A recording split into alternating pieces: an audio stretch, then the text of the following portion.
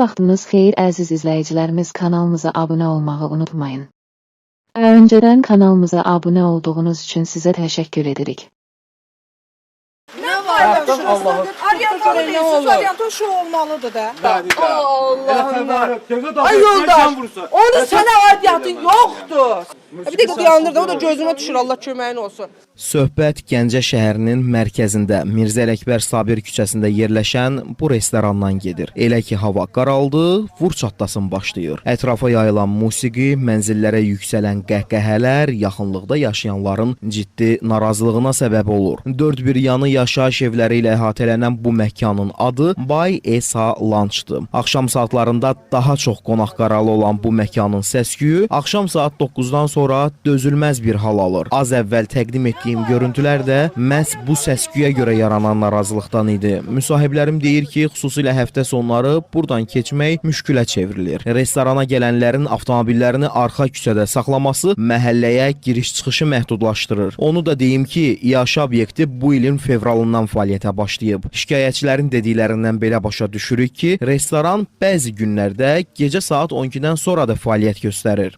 Bura şəhərin müxtəlif yerlərindən müxtəlif tür adamlar gəlirlər, avtomobillərini saxlayırlar. Nə avtomobillərimizdən biz öz ünvanımıza daxil ola bilmirik, səs-küy olur. Buranı açan da biz ümumiyyətlə səs-küydən bir-birimizi belə eşidə bilmirdik. Ailə ilə çölə çıxmaq mümkündür. Ailənin nəsə bir iş olanda, harası getmək lazım, onda çölə çıxmaq mümkündür. Burada keyfli insanlar yığışır. Dəfələrlə qadın xaylaqları keyfli olub, maşınlarımızı vurublar.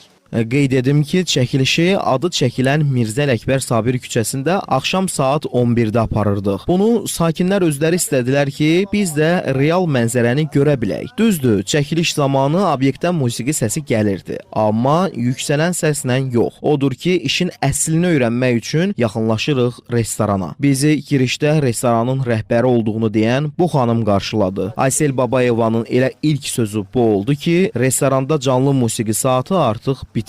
Baxa bilərsiniz, şəhərin müəyyən toçkalarında, yəni belə obyektlər var. Yəni bir dənə imeni gözə batan bizim kimi oldu. Bir də 15 dəqiqə işləmişdi.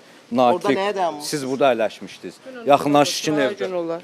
Sıraha günü olar, o da dediyi ad günüdür. Təqdim olunub, dayandırılıq musiqini. Kimsə də ad günündən bizə nə, biz onların narahatçılıqlarını çəkməliyik.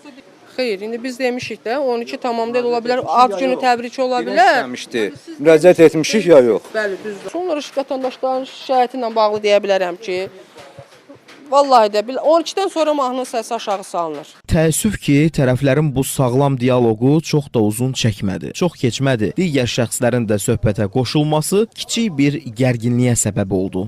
Sizə zəng eləyir gəlin, neçə dəfə zəng eləyir, mən gəlinim burada. Deyil aşağı inin, ayıbdır. Xodlanmalı. Sənə aidiyyatı yoxdur, sənə dəxli yoxdur onun. Onu mən bilərəm.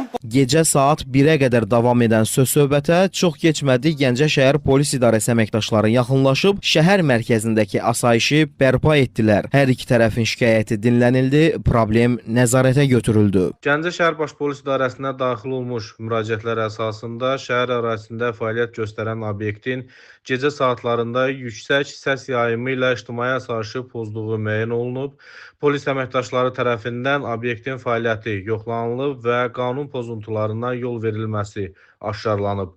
Araşdırmalar zamanı məlum olub ki, obyekt icarədarı tərəfindən müvafiq normativlərə əməl olunmamaqla musiqi səs səviyyəsi normadan artıq şəkildə təşkil olunub və bu ərazidə yaşayan insanların narahatlığına səbəb olub.